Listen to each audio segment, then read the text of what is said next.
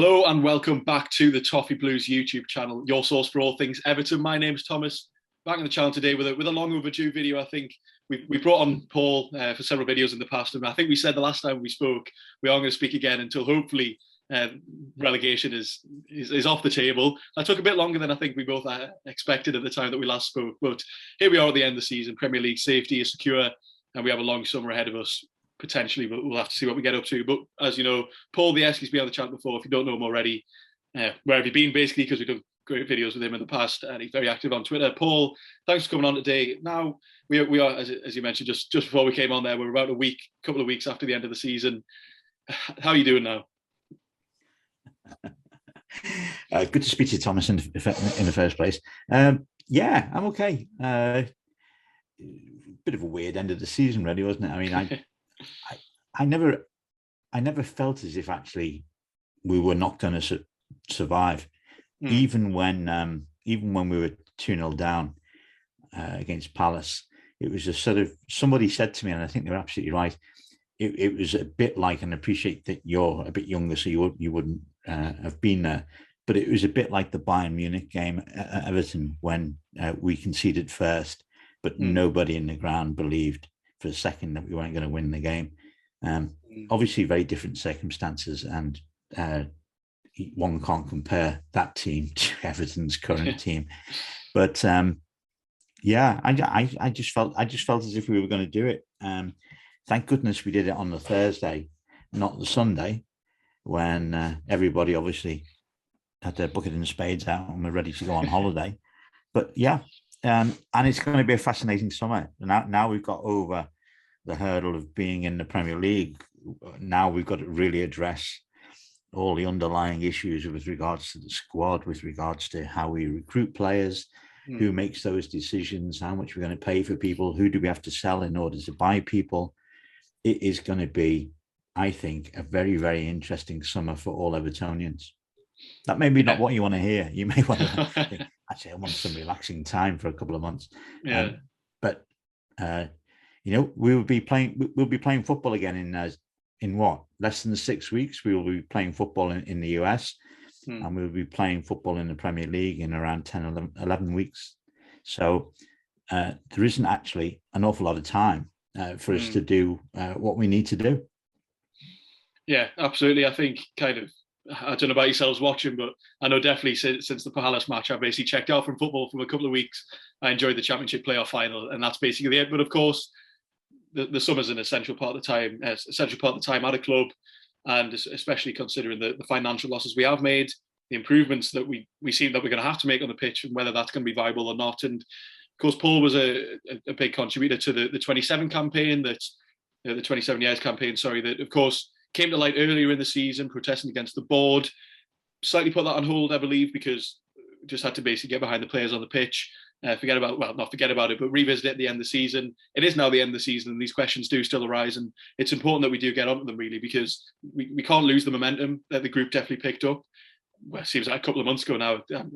I think I've lost all track of time, basically, while the matches were coming, but it does seem like a couple of months now. But it's important those questions are going to come back, because even though it came to a point where we just had to focus entirely on results on the pitch, it is now the point to get back to that. And we'll start off with, of course, the article that you've written. Do check this out. I'm sure it'll be linked in the description as well. It's going to be an interesting summer, because we know we need to improve players. We have a lot of players coming to the end of contracts, especially on high wages over this year or next year. So that there is potential for player trading to be done, for wages to be taken off the wage bill. But kind of just to start off, I think we know there are a couple of major contracts coming to an end this summer. We know Cenk Tosun and Gylfi Sigurdsson's contract, of course, will end this summer. How much of an impact do you think that will have? Because there's a lot discussed about, can we get wages off the bill? How much is that going to improve us? But kind of initially, is that going to have a particularly big impact, do you think? No, I don't think it is, which is different from how most people view it, actually. And the reason for saying that is that the profitability and sustainability rules, it's a bit like driving a car, but only looking through the rear view mirror. So all they do is look at what's happened in the past. They're not necessarily looking forward, at least in terms of the rules. They're not looking forward to what happens in future years. actually Everton, because of our position, we have to provide projections of our accounts for next year and the year after, what's called T+1, T+2, but that's just because of the position that we're in. The fact that these wages disappear and the amortization costs disappear will be of benefit to us in 12 months' time, but not actually of any benefit to us now. And the other reason why they wouldn't be of any benefit to us now is that if you look at our financial performance in the current year, obviously we won't know that probably till March next year when they publish the accounts, but my projections are that we'll lose something around about £78 million in this financial year, so 2021-22. If you look back and you see, because the profitability and sustainability is like a rolling 3, currently a rolling 4-year period because of COVID.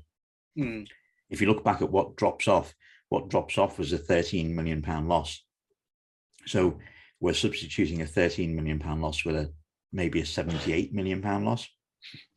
So actually our position worsens this year. It will start to improve next year, but it worsens this year. So we are definitely going to need to use the stuff that we've already used with the Premier League last year, this year. So all of these, it gets horribly complicated, but all of these crystallized and uncrystallized losses relating to COVID that we say means that of our losses, 170 million at least is down to COVID. We're going to have to use those figures again in the next submission, which is next March 2023, with the Premier League, in order to remain compliant with their regulations. Now, what does that mean for the summer? Well, I think there's two things. First of all, there's the regulatory position. So we have an agreement. Nobody knows what's in that agreement, but we have an agreement with the Premier League as to what we can and cannot spend. And I suppose much of that will be based on, like it was in January, if you sell somebody and you generate player trading profits from that, then you can use those resources to buy players. But I think if we don't sell anybody, then we have a very, very limited budget this summer. So that then comes back to, who is it that we sell? Do we cash in on DCL? Do we cash in on Richarlison, Pickford, maybe Moise Kean? We can do a deal with Juventus, sending him back there permanently a year before the current agreement. From my perspective, that there is going to have to be, I'm sorry to say this, and I'm not just trying to spread gloom or fear or anything. I think there has to be one significant sale this summer in order to generate maybe 4 or 5 much cheaper transactions, bringing people in to the squad. So finding another central defender, for example, a midfielder, finding somebody, if it's DCL, finding somebody to replace DCL. I think that's what we're going to end up doing. We'll make at least one big sale, and then we will try and use those resources to bring in 3 or 4 players to strengthen the squad. I think the other area that we need to look at is those players that are on in the final year of their contracts.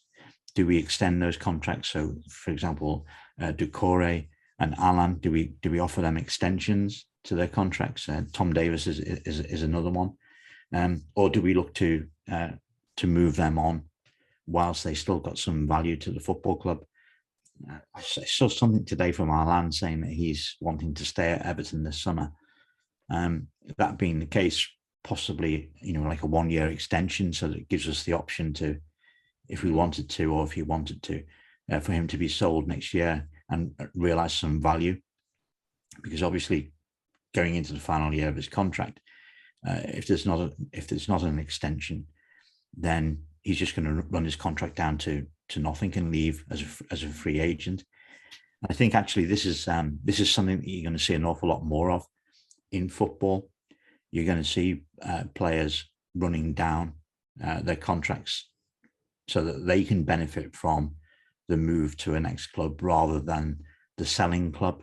benefit from a move to the next club. I think this is going to become an increasing trend, certainly amongst those players who are perhaps not quite at the very top of the game. So the players that are at the very top of the game are still going to be able to command, or the clubs are going to be able to command huge transfer fees. But for that sort of like second level, so like what you might consider to be a very good Premier League footballer, but not, not like sort of absolutely top level. There's going to be a big temptation for those players just to stay to the end of the contract. And if they stay to the end of the contract, they're free agents. And that means that the money that would have been spent on transfer fees just goes directly into the players' pockets. So it's interesting, one big sale perhaps, and maybe either contract extensions, or we try and get rid of, or we try and sell rather, Amina or even Tom Davis this summer. Yeah, it's interesting that you mentioned the big sale, because that's something I've wanted to touch on in the past, is that it's painful. It would be painful to see the likes of Richarlison leave, and he's been very vocal in his Brazil press conference today. No one really knows what that means, so there's no point looking too much into it. But if we look at the likes of Leicester, they sold Harry Maguire, reinvested that money extremely well. Of course, when they won the league, they didn't reinvest that money tremendously well at the time, but they kind of reaped the benefits of that afterwards. Do you see us in summers coming up, because obviously we can't make the mistakes that we have in the past, and we say this a lot? Is that kind of the model you expect us to kind of have to take if we want to reach whatever the next level is? I'm not sure what the next level is from this season, and I'm sure the club will have their own ideas of that. But is that kind of the motto of building up these assets in order to sell them? They're not going to lead us into the Champions League or whatever. They're not going to lead us to the Premier League or something like that. As if you look at Harry Maguire, the way they have reinvested that money, they've done tremendously well. Do you see us in a similar position in kind of the summers to come under Moshiri? I think so. Certainly for the next 2 years until we get to Bramley Moor.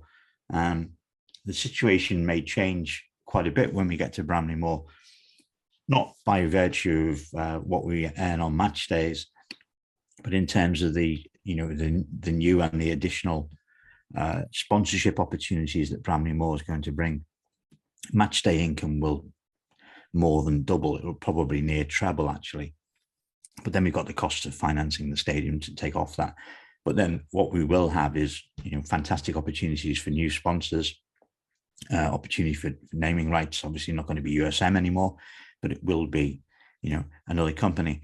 So it might be the case that for the next 2 years, we are sort of stuck in this sort of like holding pattern, whereby we have to sell our best assets in order to reinvest in, upcoming younger, less expensive players, and obviously hope to sell them at a profit at some point in the future. But the situation will ease when we move into Bramley Moor. So in a sense, the hump is this season and next season, and then it starts to get better after that. Yeah, okay, that is interesting. Sorry, because the approach that we are going to have to take this summer is going to have to be radically different. And Moshiri has noted at that in the past. He said he's going to, I think didn't he say that, we have to be more patient. He has to be more patient in his approach. And it's obviously going to have to take more thought than just who Moshiri wants to buy at the end of the day. And a man who, he came in, course director of football, Kevin Thelwell, he's remained relatively quiet, and you can see why, purely because it wasn't really his job towards the end of the season to keep us up. This is where he will naturally come into his forte, and hopefully he is given kind of more control in order to do that. And he has a massive job in his hands. He's already made changes to the academy with David Unsworth, even, of course. Do you see this being? I mean, we've had many false dawns over the past few years, but with how much of a pinch of salt do you take Moshiri's comments in, allowing everyone to kind of do their jobs, allowing Thelwell and Lampard to really shape the team how they want to do? Hopefully, we know that is the approach, but do you see that necessarily being the approach this summer? I think the interesting thing about Thelwell, and I do know somebody who's like very close to him, is that he's a man that's determined not to make the same mistakes that Marcel Brands made. And so then the next question is, well, what mistakes did Marcel Brands make? Marcel Brands failed to impose himself upon the club, the board, and in particular Farhad Moshiri. So whilst he was, obviously a very talented man and knew European football very well, maybe not so much Premier League football, but knew European football very well, he didn't impose himself. So he never gained the authority that was necessary for him to do his job properly. And I think that is a big problem. But nobody in the club recognized that, and nobody in the club particularly helped him out from that point of view. So he was a totally wasted resource. From what I know about Kevin Thelwell, is that before he took the job, he took the advice of some people that I know, people that I really respect, who are in the game, and they said, if you're going to take this job, bearing in mind it's your entry back into the Premier League, having been overseas, then you can't afford to make a mess of it. So you have to impose yourself, and whatever views you have, whatever strategy you have to believe in it, and you have to get the people who run the club to give you that freedom to do it. And we saw that in terms of what he did with the academy. And I think we'll see that to a greater extent with what he's going to do over the summer with transfers.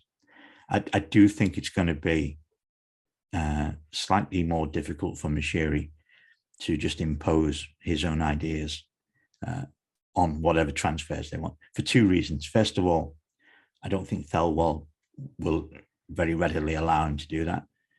And secondly, Moshiri's got so many other calls on his cash with regarding Everton, funding the ongoing losses because we're still loss making, and also building the stadium because currently we don't have another lender or financier for the stadium. So at the moment, all of this, the stadium is coming out of Moshiri's pocket. He's putting £242 million into the club this year.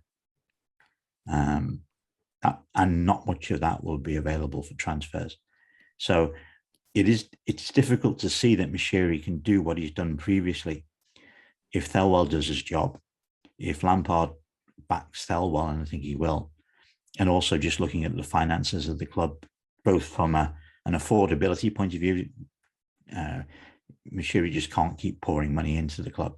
And secondly, obviously, from a compliance point of view, profitability and sustainability rules won't allow us just to keep spending money, or Moshiri just to keep spending money on a whim like he's done for the last 6 years.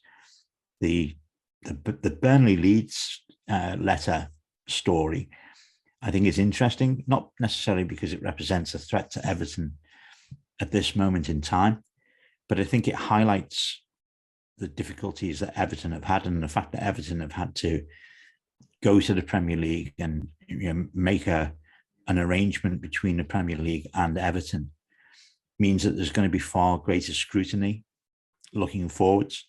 So I think we have to be on our best behaviour from a compliance point of view going forwards, because I don't think we get a second chance. And not that we've done anything wrong per se in going to the Premier League as we did in March 2021 and saying, look, we have a problem. What is it that we need to do to make you, the Premier League, happy? I don't think we can do that a second time or a third time even if we don't comply with whatever it is that the Premier League wants us to do. And the evidence from last summer was that the Premier League didn't want us to spend any money on transfers. And then in January, we were only allowed to spend money on transfers, having sold a player, having sold Luca Dean. And I think exactly the same situation will play out over the summer. So that makes if Moshiri's idea of a great summer is to sit on his boat somewhere and just pick up the phone to half a dozen agents and say, I want to buy this player, that player, and the other player, I don't think that's how the summer's going to pan out. Yeah, if it does, we've got major problems. I think we would have major problems, but I don't think it will. Yeah, and of course that's less of a blockbuster summer than we've become used to, but it's certainly a summer I'm sure the majority, if not all of the fans, would want more. It's not going to be as exciting in terms of how it was, especially when Moshiri joined. And I mean, even the January transfer window was relatively exciting. We got a lot of deals done and quite late, of course, but I'm sure the fans will back the idea that if we have to comply with the Premier League, and that's kind of, it's going to make us spend smarter, definitely, instead of just kind of throwing money at the problem. There's going to have to be kind of much more due thought put into it, and I'm sure that will be the job of Thirlwell as well. And you touched on the Leeds and Burnley letter there.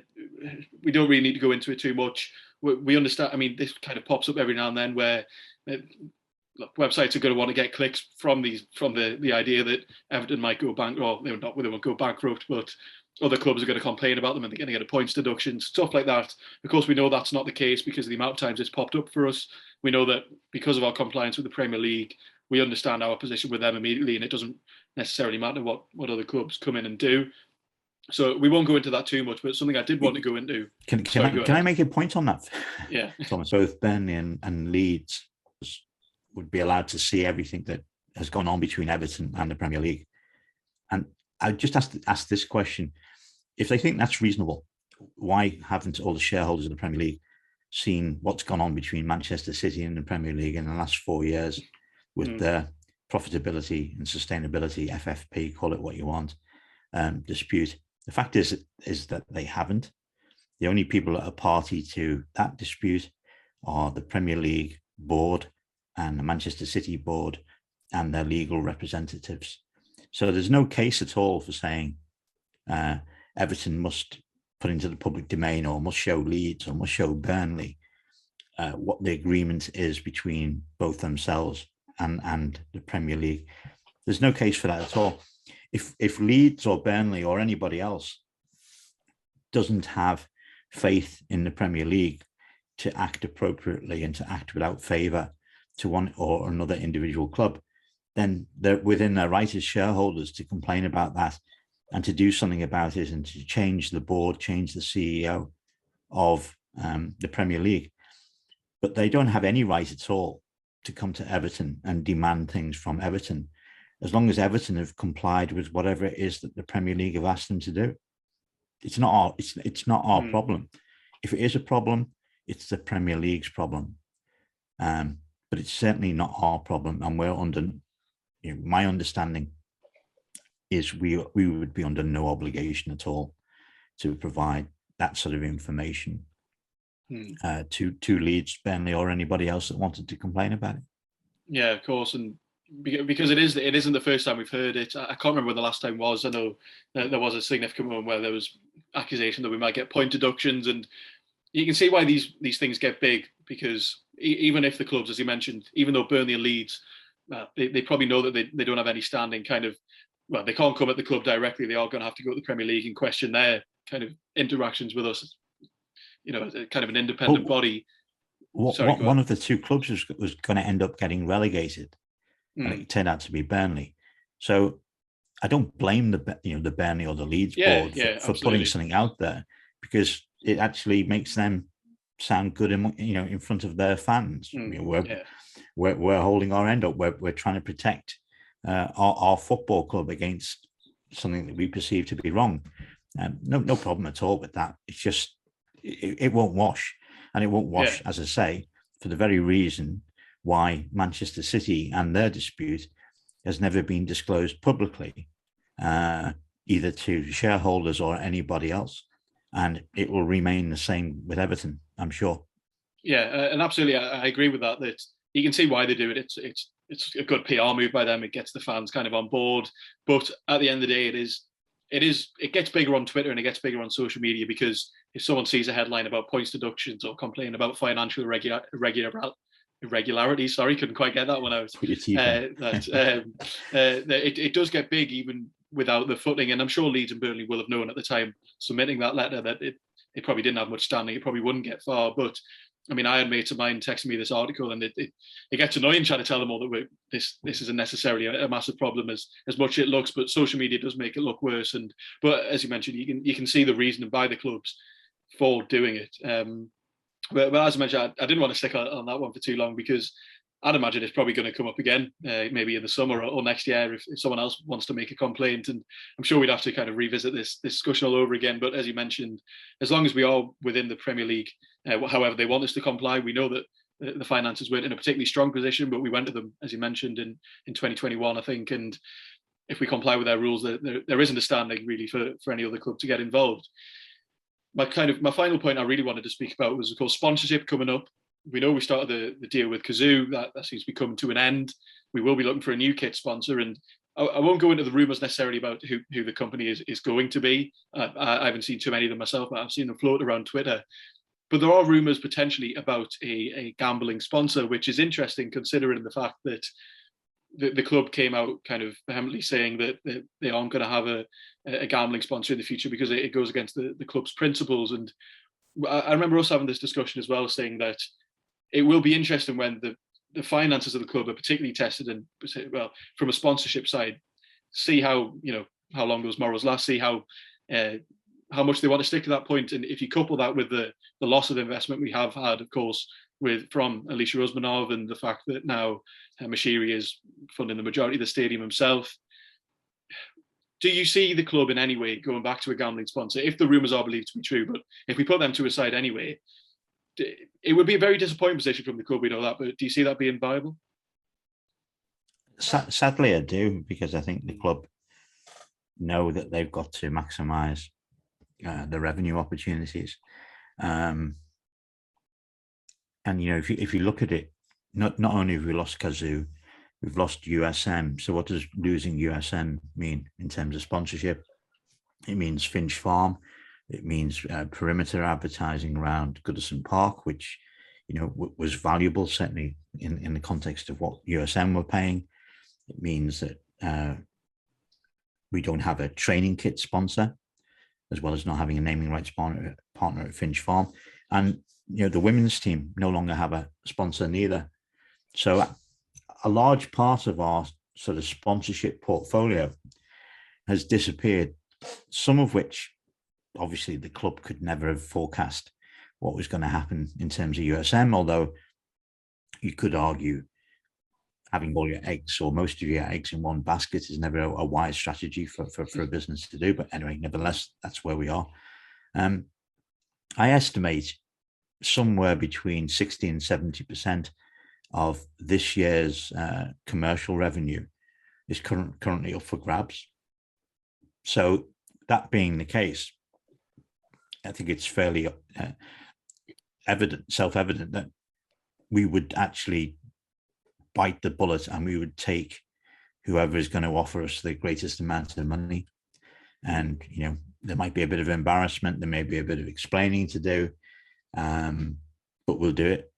And we'll do it because, at the end of the day, there's 7 or 8 other Premier League clubs that use betting companies as main shirt sponsors.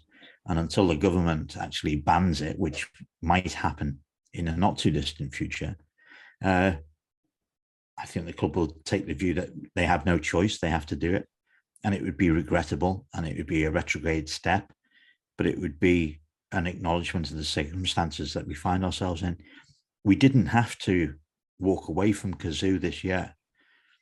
There was an option to continue the contract into the 3rd year, which we didn't take. So, if we are to be victims in the sense that we end up with a betting sponsor, we are so of our own circumstances, nobody else. Yeah, it is very disappointing. As you mentioned, though, we can see the club doing it, and the fact that they haven't taken up that, I didn't know there was an option for an extra year with a Kazoo sponsor. Maybe they feel like there are better commercial opportunities elsewhere, and that is with a gambling sponsor potentially, which is very disappointing to see. But it's key the situation that we find ourselves in. But that pretty much brings me to the end of my questions anyway, Paul. I'm not sure if you'd like to add anything before the end of the video. Yeah, actually, if you don't mind, you've got a couple of minutes, and it goes back to what you were talking about earlier with the 27-year campaign. Yeah, of course. Yeah, many of the people, not so much myself, because I'm not on the ground in Liverpool, so to speak, but many of the people who set up and ran the 27-year campaign at the very beginning, the Arsenal match, the various events that took place after that, the sitting at Goodison, the banners outside the Royal Liver buildings, the evening outside Goodison when there was no match on yet, hundreds and hundreds of people turned up. Many of the people who organised that actually took the view that needed to stop protesting, and they needed to start campaigning or supporting the team. And they're actually most of those people, including other people from the fans forum and other fan groups, they're the people that put together the atmosphere group, which became, fantastic. We all know what happened with the greeting of the coaches, with the waving them off from Finch Farm, and then the amazing atmospheres at various games at Goodison, the amazing atmosphere at Leicester City. All of that came about through the action of the fans. Interestingly, the club, once they realised that the fans were onto something, responded very positively.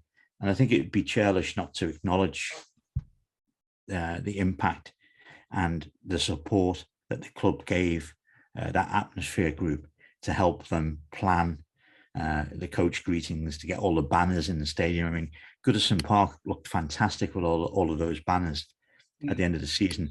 That's down to the club, so I think the club needs credit for that. But what actually it now means is that, having got through the season, having been now being safe from relegation, everybody has to recognise that the club and the fans are stronger when we work together. Now, that doesn't mean to say that the fans have to just accept everything that the club does and everything that the board does and everything that Farhad Moshiri does. Far from that. There's lots and lots of things that we want to see changes in the board, changes the way the club is run, changes with how transfers are done and everything else. All these issues which I've talked about and other people have talked about ad nauseum for years. But there's no doubt about it that the Everton fan base has been re-energized, and not only re-energized in terms of how it supports the players, but re-energized in terms of what it wants from the football club and what it wants from the people who run the football club. So whilst the summer is really important from a transfer perspective, as we talked about earlier, it's also really important from a fan engagement point of view, and the club recognizing that actually fans can contribute a huge amount to how a football club is run. And I think that's my final message on the podcast. And thanks for having me on, and thanks for allowing me to speak for so long. It's really important that the fans take the same energy that we had in terms of creating an atmosphere. That same energy is now used to make the football club a better football club, and for the board and for the owner to make better decisions. But the owner and the board have to listen to the fans as well. And if they do that, and if they act on that, then it's a win-win situation. It's a win for the fans, it's a win for Farhad Moshiri, and it's a win for Everton Football Club, which ultimately is what we're all about, isn't it? Very nicely put. Thank you very much. That gives me a fantastic outro, and I don't even have to say much myself. That was absolutely fantastic. Thank you very much, Paul. Always a privilege to have you on. I look forward to the opportunity to speak to you again. For any viewers, if you don't know who Paul is yet, do check out the link in the description. Check out his social media. The Esk, as always, he posts some fantastic articles. One we've made reference to today, and hopefully we have a much stronger summer now. I'm sure we'll readdress things a bit further down the line, maybe when some moves have started being made. See if any contract extensions have been made, of course, and maybe any progress on a sponsor. So thank you very much for watching. Be sure to let us know what you thought down below. Maybe give us your thoughts on the situation as well. And join us next time on the Toffee Blues. Thank you very much.